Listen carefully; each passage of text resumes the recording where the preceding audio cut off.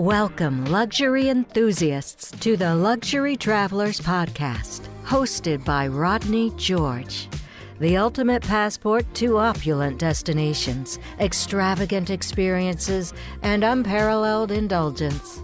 Whether one is a seasoned jet setter or daydreaming of the next lavish getaway, the Luxury Travelers Podcast has it all covered. So buckle up and prepare for a journey into the lap of luxury. Now, your host.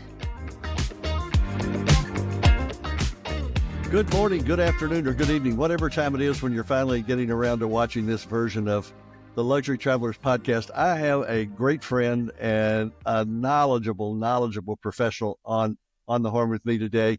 I've got Richard Hickey, my friend with Avalon Waterways. Believe it or not, I know he doesn't look like it, but he's a 36-year veteran of the travel industry. So welcome, Richard.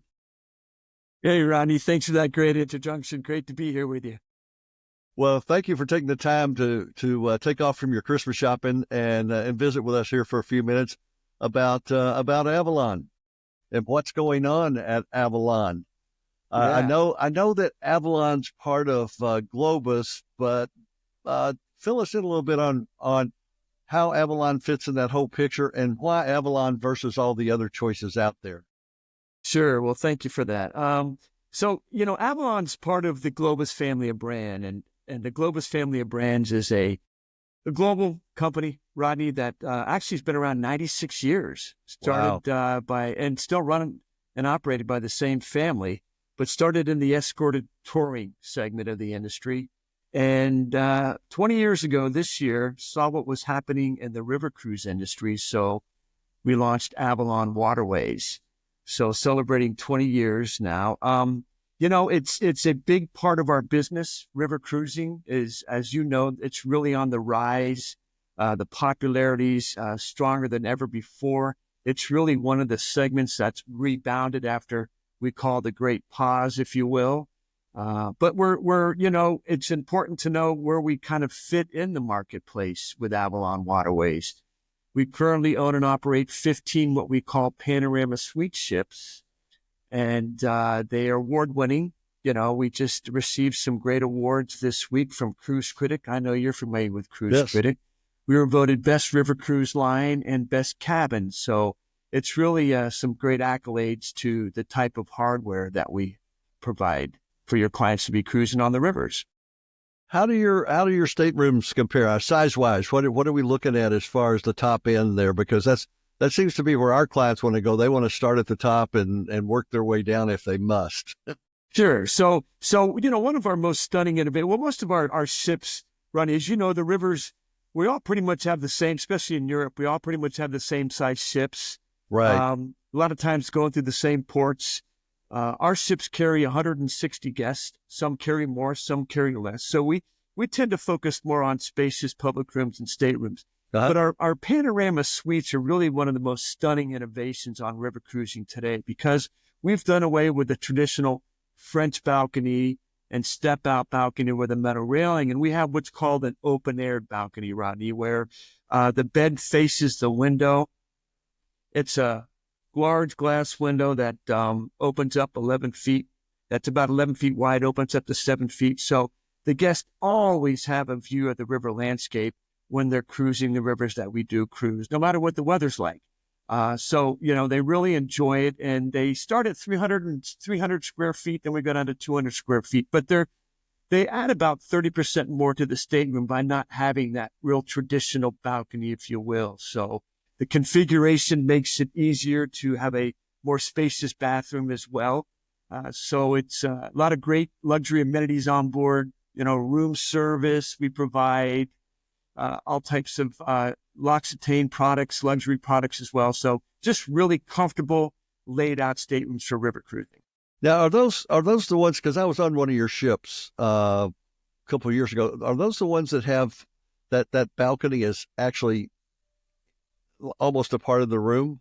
Yeah, it is. It's a part of the room. Yeah. So the beds face the window, and you can open up the window if you want to, obviously to let some fresh air come in. But again, you've always got a view. So some cruise lines may have the bed not facing the window, and to look out, you got to look over like this, and look over your partner. So, but this way the bed's facing the window and it's always a beautiful view. And again, one of the great accolades, we just received awards from Cruise Critic for the best staterooms with that innovation as well. Wow. So, Wow.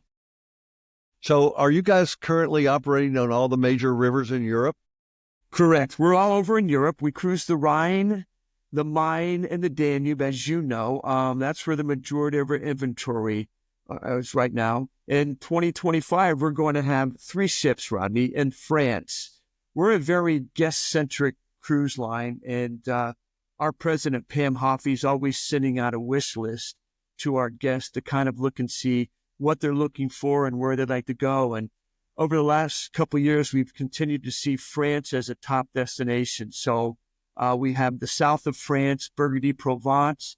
We have the historic Seine River out of Paris going up into Le Havre and visiting the Normandy beaches, the landings. And then new next year, we're going to go into the Bordeaux region. We're going to be covering, I know you're a wine fan. Yeah. So we're really happy about this because, we're going to be covering those 3 key wine regions. We're going to go to the Medoc wine regions where the Cabernets are, down to Saint-Emilion where they really make the Merlots, and then we're going to go south down to Cadillac for the nicer tones and the dessert wines. So we're excited about that, and we know that it's about wine and it's about chateaus, but our team's kind of put together a unique program. We're going to spend some more time in destinations, some of the ports. We're going to go to Acrosan Bay. As you know, it's a beautiful seaside area with beautiful dunes. Yeah. Maybe eat some oysters as we're down there. So, yeah. And we went into the Douro this year, the Douro in Portugal. Oh, yeah. Yeah. That is such a beautiful river. I did it last year, and I was amazed at the diversity of not just climate, but the landscape, how different it is. I mean, you go through some of those locks and you come out and all of a sudden it looks like you're in a totally different country. Yeah. Yeah. Well, Portugal as a whole has been a really popular destination, and especially on the Douro on river cruising. So we built the Alegria, which means happiness in Portuguese, just carrying 102 guests, and we built her to our specs, which is the Panorama Suites. And she's round trip out of Porto. We have some great, it's the birthplace of port wine for those of your clients that have never experienced this area. It's one of the oldest wine-making regions in Europe and birthplace of port wine. So we've got some great wine tours, a lot of history with the Coa Valley, and it's great. As you know, there's no cruising at night because it's a narrow river. Very treacherous. The locks are closed. So we're actually in port at night so your clients can go ashore and really experience the destination in the evening as well. So, yeah, Portugal's hot. France is hot. All through, from the North Sea down to the Black Sea and everywhere in between is really popular with river cruising. Well, how do you touched on the Panorama Suites, but you guys also do something that's rather innovative in your excursions. It's not just here's the excursion of the day. You guys do multiple levels, right? Right. Great. Yeah. We have what's called Avalon Choice. And, obviously being a land company, we do land very well with the escorted tour side of it. So when your clients go ashore, Rodney, they've got 3 categories of tours to choose from. We have our classic tours, which are going to be the must-see. Those are going to be, your castles, the Avignon, in Avignon, the Pope's Palace in Avignon. They're going to be staying the landmarks, fortresses, so those really key, iconic venues. But in 2017, we launched what's called active and discovery cruises. We found that guests wanted to continue kind of their active routine when they go on vacation. Right. So we've got a series of cruises where we offer hiking, biking, and kayaking. Speaking of the Douro, I was just on a kayak on the Douro earlier this year. I was kayaking in the south of France. I was hiking in Budapest. So we have these active tours for clients that want to, continue that active routine. But then we have those immersive experiences that we call discovery. And these are where your clients can attend a cooking class, a baking class, a painting class in Vienna. where they can, paint painting The Kiss from the famous Austrian painter Gustav Klimt. It's famous for the movie Woman in Gold. We can taste wine in caves in Avignon, underground with winemakers. So these discovery cruises allow your clients to really immerse themselves in the local culture, in the history as well. So we have them on every Europe sailing, and they include about 28 excursions. So it's a great value. So again, you get to see the must, but also some cultural and active experiences on those cruises as well. Now, is there an upcharge for those other two levels, or are they included? No, they're included. Now, we do have some optionals, Rodney, that aren't included. Say maybe you want to attend a concert in Vienna, but, pretty much all of our tours are included. And, they're on a relaxed place.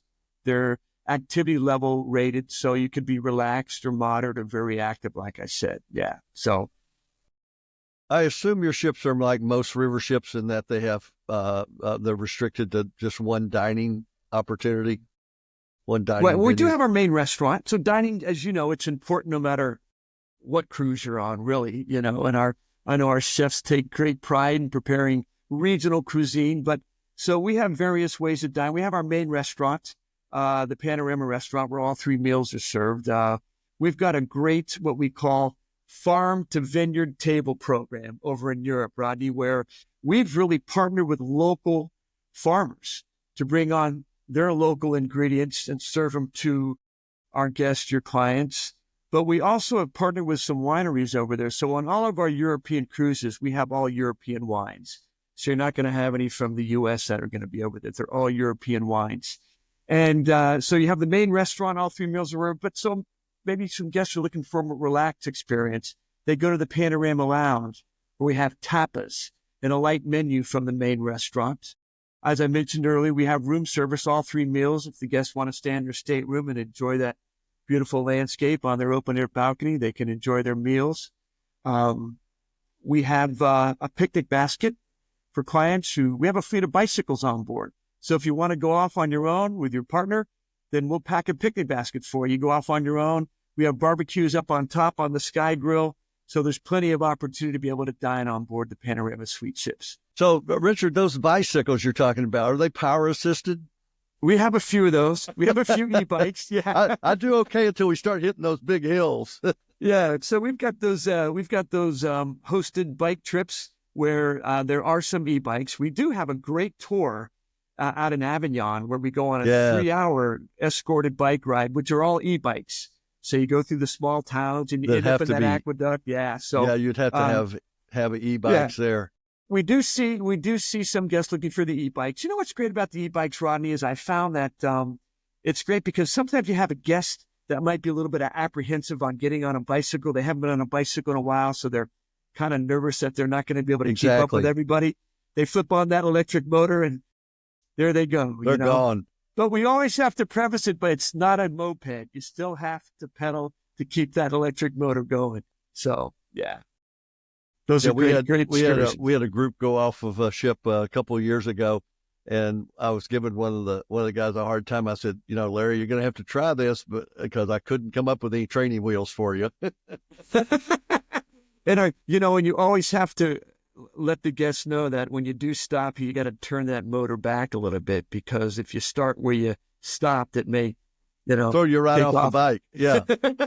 Well, living in Naples, Florida, a lot of the people who work in the restaurant industry, they have taken to those because they live outside the city of Naples, and they've taken to those electric bikes and they ride them like maniacs down here. I mean, those things will whiz. Yeah, we see them over here in Miami too. They're pretty much everywhere, so, but again, we got a few of them and it's a great experience. Since you guys are part of a bigger whole, with your real presence started on the land side of the business, do you tie those land opportunities in with your cruises? Sure. Yeah. Great question. Yes, we do. So we obviously, on the land side, we're all over the globe on the land side, but river is primarily over in Europe. We cruise Southeast Asia on the Mekong. We have a couple chartered ships. We have one in Egypt as well as down in the Galapagos as well. So But it's important to know that guests can combine a land experience as well as a river cruise. We do have some, Rodney, especially on the Rhine, where we've already pre-programmed these land experiences with the rivers.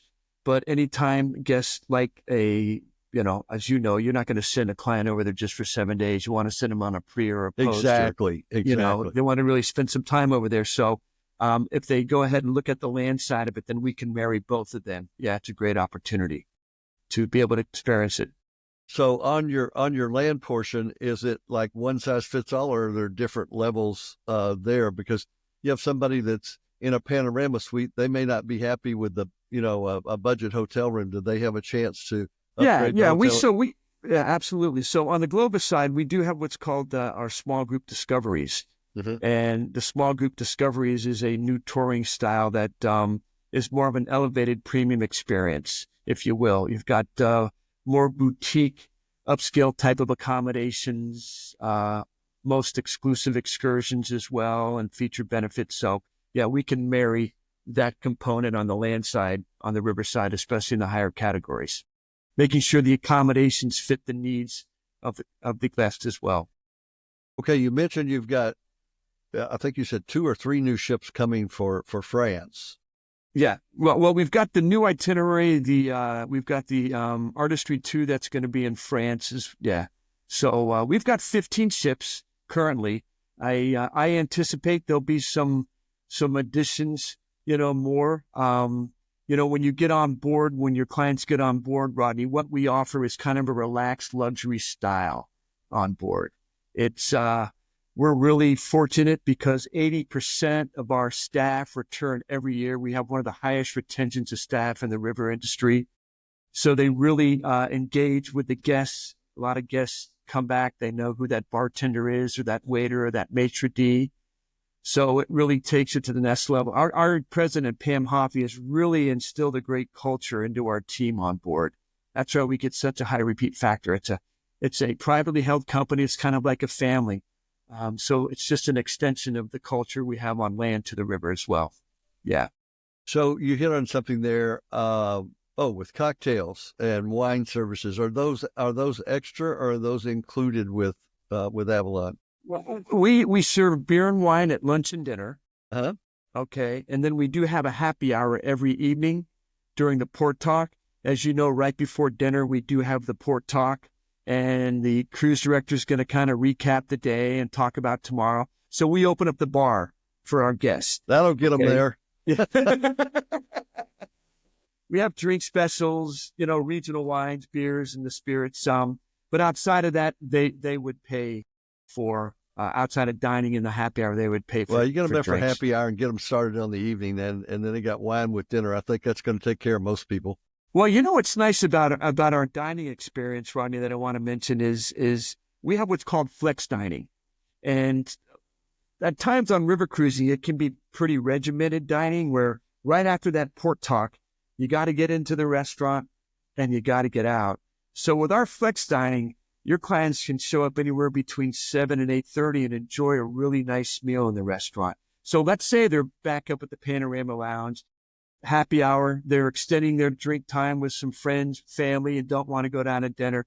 They can go down there anytime between 7 and 8:30 and don't feel rushed at all to have to get out, get up to the entertainment, or worry about closing down the restaurant. So we call it flex dining on board.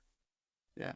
Well, that makes sense, because I've been on some river cruises where it's almost like somebody ring the dinner bell and it's a cattle call. They go strap on my feed bag. Well, what's beautiful is that, like, some of the ports you guys go to, you're actually doing some overnights, especially as you mentioned on the Douro, which gives people a chance to get off the ship and experience the local cuisine as well. Yeah, that's important. We do several overnights in a lot of the marquee cities. Over in Europe, you've got Vienna, you've got Austria, you've got Budapest, you got down in France as well. So that's always nice. One of the things that we do offer is we have what's called special interest cruises for clients who might be looking for some type of a theme. Let's go back to your wine, because I know you're a big wine fan. So we have a series of wine we call wine lover cruises, where we bring on a master of wine, And as you know, they're educated in wines. They come on board. We have a series of them in France. We have them on the Rhine and the Danube. And they're there to share their knowledge with our guests about wine. We have wine pairing. We have wine tasting. And then they'll accompany the guest in specific shore excursions to some wineries. So it's really a big hit, our wine lover cruises. We have history cruises. We really delve in history in certain itineraries. We have beer tasting cruises for those fans that are beer tasting, especially during Oktoberfest. Festive cruises. You know, the Christmas markets are really popular. The Christmas markets have taken off in popularity. So we've even added 3 new Christmas markets next year because those festive times over there are very popular. You know, they do, you can go into some of these major cities like Vienna and Budapest and there'll be 6 main Christmas markets. Or you go into some of the smaller cities like Dürnstein or Melk and they've got one really quaint Christmas market. Okay, so you're doing the Danube and the Rhine for the Christmas markets. Yeah, okay. Danube and the Rhine for Christmas markets. Yeah. So again, we have garden cruises out of Amsterdam, especially during tulip time. You know, that's a real popular time, so they can experience more of the garden cruises as well. So we have something for everybody.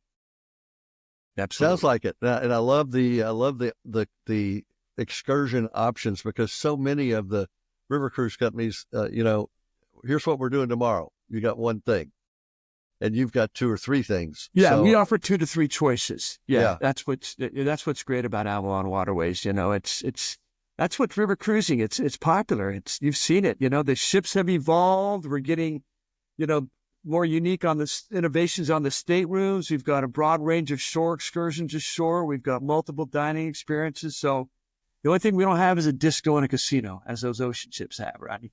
Well, at 72, I stay away from the discos, and I've never been a big gambler, so I would feel right at home. Well, we can turn in the lounge to a little bit of disco at night, because of the various itineraries. But yeah, we had a large group on the river a couple of years ago, and it was only our group. It was right after COVID, and we turned the lounge into a karaoke bar every night about 9:30. Most of the people would go to bed, and there were some diehards there, about 20 of us that we some people thought we might have been a little overserved, but we were having a blast with our karaoke. We had the place to ourselves.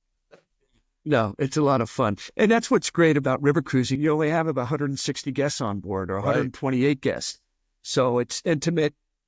You kind of go at your own pace if you want to. And you get to know a lot of them in the brief time you're on there. No, absolutely. Well, Richard, our time is winding down. I can't believe we're 25 minutes into this thing already.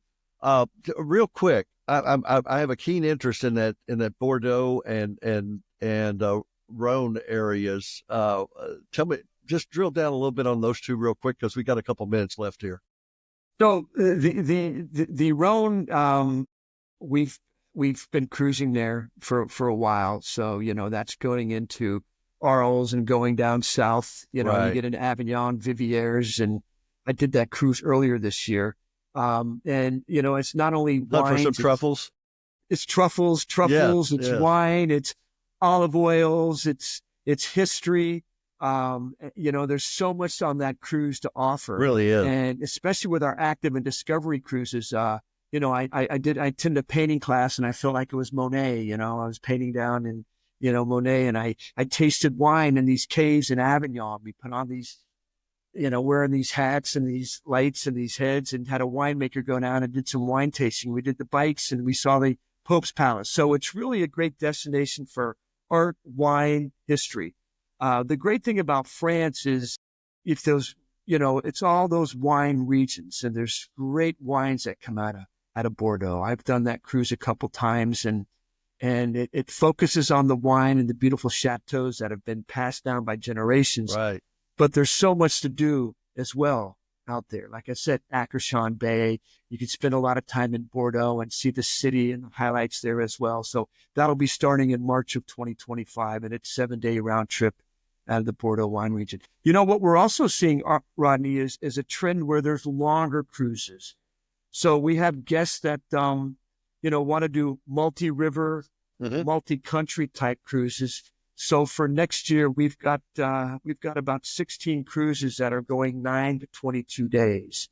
So you can do all 3 rivers in France if you want to. You can go up to the Rhine after France if you want to, or the Danube. So that goes back to, we can tie in a land component or another river component or country as well. Yeah. Well, it sounds like you guys have really gotten innovative in the river offerings, which is good because the more innovative you become, you got a lot of people that are starting to go, well, I've been on all the rivers in France. Yeah, but have you done it this way? Right. Yeah. And what we're seeing, Rodney, is, our ocean friends do a great job. They've always done a great job over the years. But we're seeing about 80% of our guests coming from ocean. So, they've done the ocean ports. They've been there. They've done that. And now they're looking into the interior of the country so they can go through the heart in a little bit more intimate atmosphere as well. Yeah. So, and then, it's a land experience too, without being on a motor coach all day. Which is good. You don't feel the bumps near as bad on the river as you do on the motor coach. You wake up in the morning, your motor coach is right there. You go off, you come back, and you have your time. So it's a beautiful world on the rivers that we cruise. Yeah, folks, and it's a great multi-generational opportunity too, to have your adult children and your grandchildren, or even a skep gen. Leave your kids at home and just bring the grandkids. Rodney, that's a great point. For these active and discovery cruises, yes, we're seeing the multi-gen. Yes. Because the teenagers, the minimum age is 8. We don't really see a lot of young kids, but we do see some teenagers because they can experience the active tours, and grandparents and parents don't have to worry about them. So they can go off and come back and talk about their day. Yeah. Yeah. Well, Richard, I could sit here and talk with you all day long about a variety of topics, but river cruising was the assignment today, and I think we killed it. Thank you, Rodney. I appreciate it. Well, you're knowledgeable. Yeah. Really appreciate you coming on the show. Absolutely. Thanks for your time. I appreciate it. Happy holidays to you. Same to you. Same to you, my friend. And for those of you who maybe haven't seen a previous version of this show, I always close with enjoy yourself. It is later than you think. Bye for now.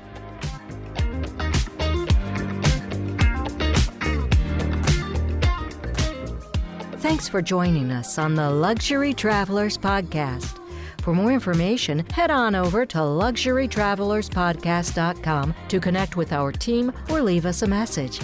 Until next time, safe travels and savor the extraordinary.